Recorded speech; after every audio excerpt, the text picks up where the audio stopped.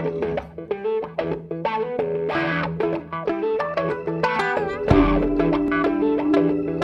Letton, bonsoir, nous sommes au Théâtre Comédia et nous allons parler justement de la légende noire du soldat O qui va être donnée vendredi 30 novembre à 20h45.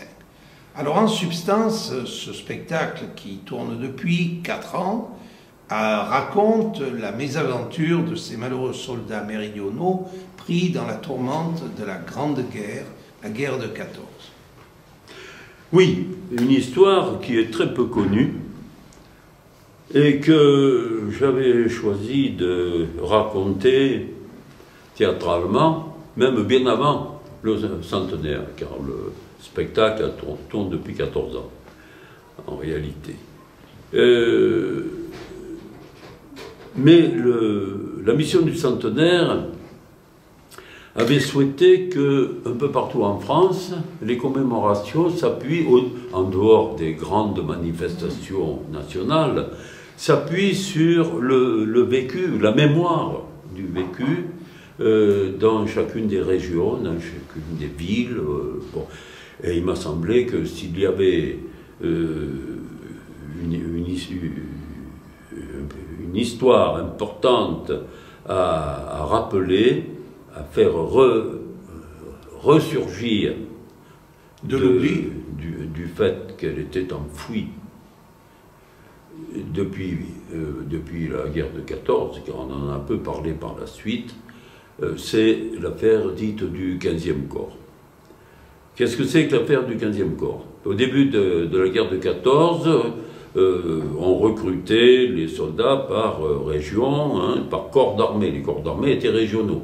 Et le 15e corps, c'est le corps qui allait de Nîmes à Antibes, avec un régiment corse. Voilà. Donc c'était uniquement des Provençaux. Dans les premières semaines de la guerre, le front cède devant les Allemands. C'est la défaite totale sur tout l'ensemble du front. Joffre, qui dirigeait le grand état-major, avait prévu une stratégie qui devait être fatale aux Allemands. C'était la stratégie de l'attaque à outrance. Braves soldats, vous courez vers l'ennemi avec ou sans le soutien de l'artillerie. Et les Allemands vont certainement reculer. C'est l'inverse qui s'est produit. L'attaque à outrance, ça a été la retraite à outrance. Mais sur l'ensemble du front, je précise bien. Et Joffre a cherché une raison. La raison n'était pas dans la défense de sa stratégie. Elle n'était pas défendable. Il a donc cherché un bouc émissaire et on a trouvé très rapidement, on n'a pas réfléchi longtemps, le 15e corps. L'aimable Provence n'a pas résisté devant l'ennemi. C'est ce qui sera écrit dans l'article du matin, téléguidé par Joffre, écrit par le sénateur journaliste Gervais, le matin étant le journal Le Monde de l'époque, 1 million d'exemplaires par jour, bon, où on décide de faire porter le chapeau carrément aux méridionaux. Ça a été un drame psychologique, collectif. C'était une insulte d'être considéré comme un lâche à l'époque. Beaucoup plus que ça le serait aujourd'hui. Hein, on avait besoin d'être considéré comme un patriote pour défendre la France, surtout pour aller rechercher l'Alsace et la Lorraine. Hein, bon, d'accord, mais c'était ça. On ne pouvait pas ne pas être un patriote victorieux ou mort. Hein. La suite le montrera. Bon. Donc, ça va avoir des conséquences sur les soldats. qui vont être d'une part repoussés par les autres, dont on va refuser qu'ils soient soignés dans les hôpitaux quand ils sont blessés. On refuse carrément des soldats blessés. On les rejette à l'extérieur. Ça donne lieu à des duels entre officiers du 15e corps qui se sentent blessés, parce que les officiers aussi sont provençaux. Si bien qu'on parlait pratiquement pas le français, les officiers donnaient les ordres en provençal. Il ne faut pas oublier que 80% à peu près de la population était rurale, et que la langue normale, surtout en milieu rural, c'était le provençal. Hein. Et donc il y a eu des duels au sabre entre des officiers du 15e corps et d'autres qui les insultaient.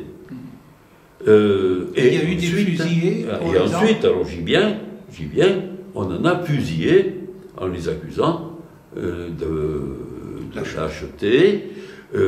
Alors il y a quand même quelque chose qui existait, pas seulement dans le 15e corps, et même dès le début, c'est les mutilés, les automutilations, des soldats qui ont compris tout de suite que c'était une catastrophe, qu'ils allaient se faire tuer pour pas grand-chose, c'est peut-être pas tout à fait ça dans leur esprit, mais enfin, qu'ils auraient des difficultés à traverser ce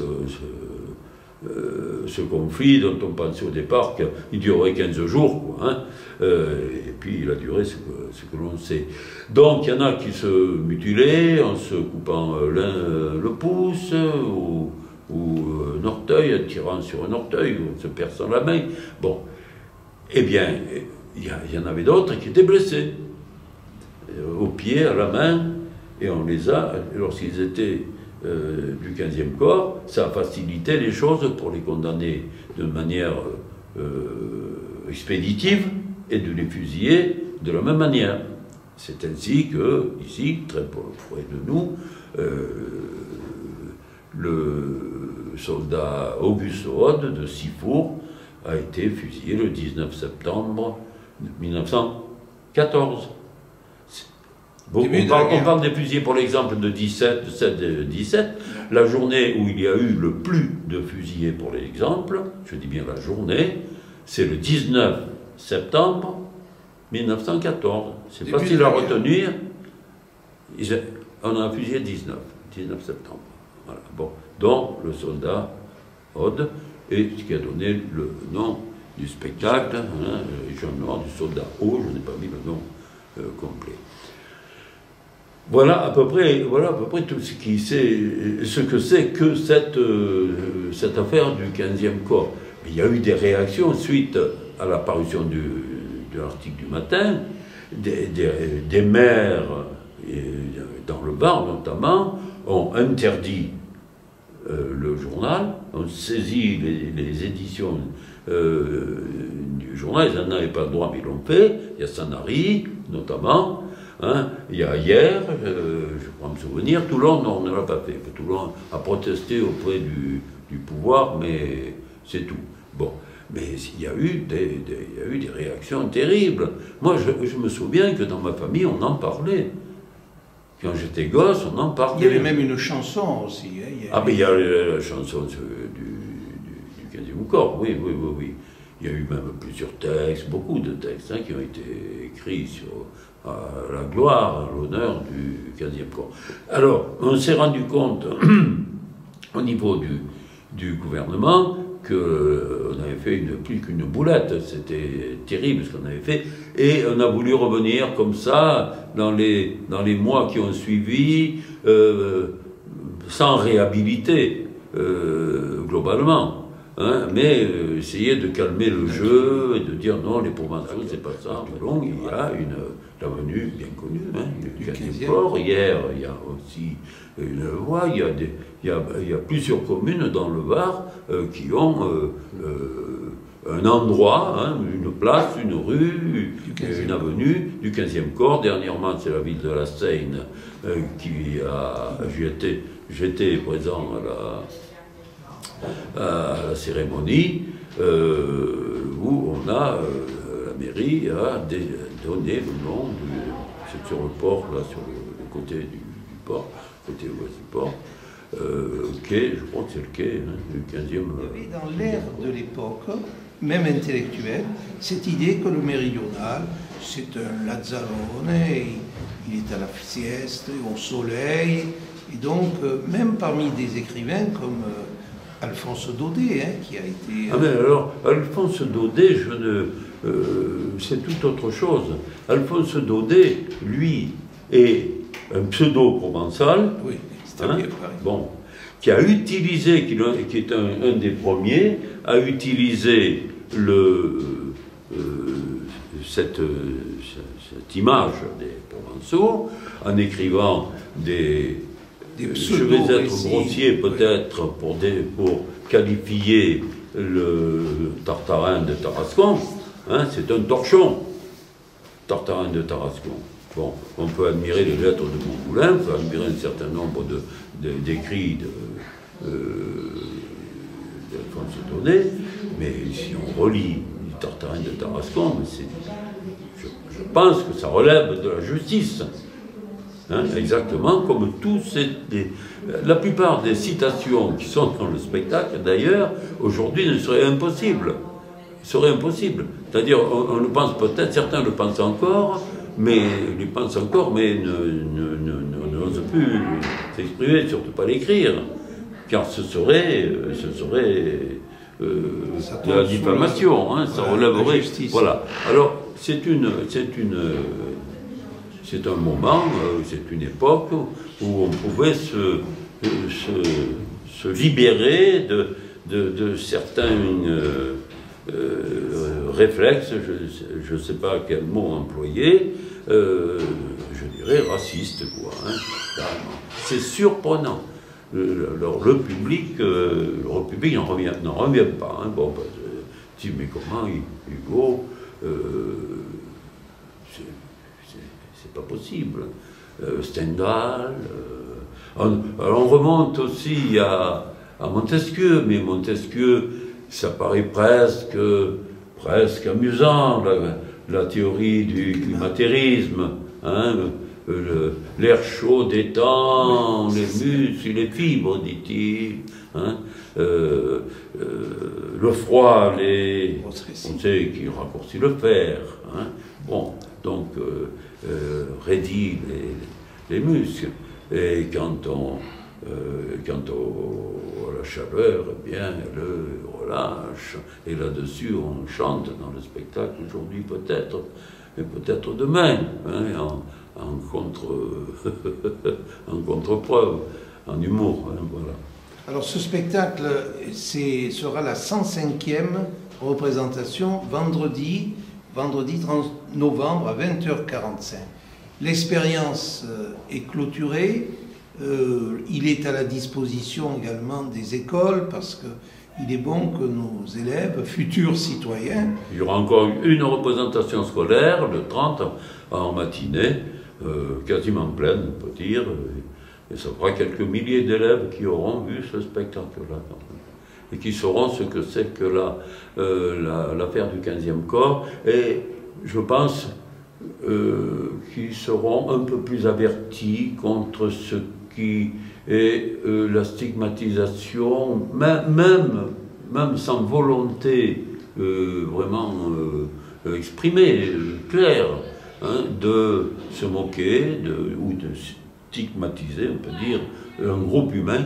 Parce que même si on le fait de manière légère, on dit souvent, mais non, c'est pour s'amuser, hein, bon, on se moque un peu des Provençaux. Les blagues belges, les blagues juives, oui, les blagues arabes. Voilà, mais le jour où la société se crispe, c'est là où les choses deviennent sérieuses.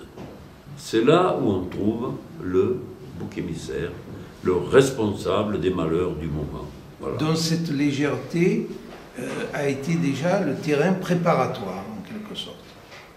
Oui, mais pas que légèreté, parce qu'il y a il faut voir le spectacle, hein, bon, il faut lire le texte. C'est des choses terribles qui sont dites. Hugo qui dit à Paris, on légifère, à Avignon, on extermine. À propos de l'exécution du maréchal Brune. Bon. Il généralise. Plus on descend vers le sud, plus on se décivilisationne en quelque sorte. Ah oui. Taine, je crois, le dit. Heureusement que les Provençaux ont reçu une éducation venue d'ailleurs. Hein, bon. Mais ce ne sont que des pensées, des réflexions qui sont véritablement négatives. Et ce qui est assez extraordinaire, hein, je le répéterai bien volontiers, c'est que aujourd'hui, les gens le ressentent encore. Parmi ces 105 représentations, il est rare qu'on ne nous dise pas, qu'on vienne à la discussion après, mais vous savez, monsieur, je vous donnerai de nombreux exemples d'attitudes qui, sous des formes différentes, correspondent à cette vision que l'on a, et puis pas toujours d'ailleurs très sympathique.